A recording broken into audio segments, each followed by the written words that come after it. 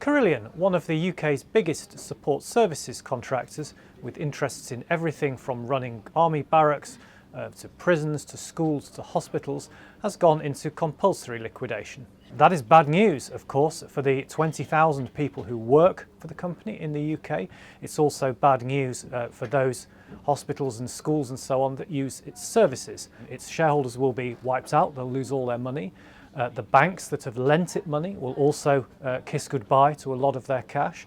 And in a sense, that's exactly how it's supposed to work.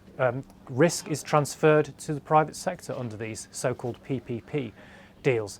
That's not to say there won't be costs for the taxpayer. Contracts will have to be taken in-house. The government will have to pay Carillion's workers to do the things that it does. And the contracts will have to be re-let eventually. It's worth pondering for a while how Carillion got into such a pickle.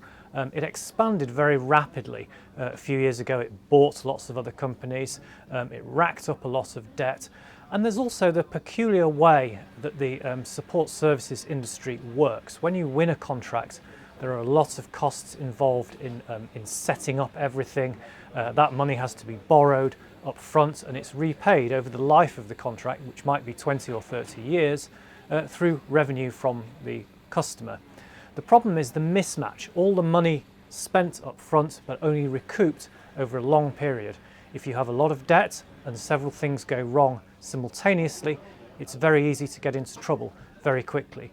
And perhaps the lesson of the Carillion collapse is how that process might be managed better in future. Currently, companies are encouraged to bid at very low prices for contracts, and then they can get into trouble if the revenues don't meet their expectations. Maybe it's time the government and the industry looked at that structure again.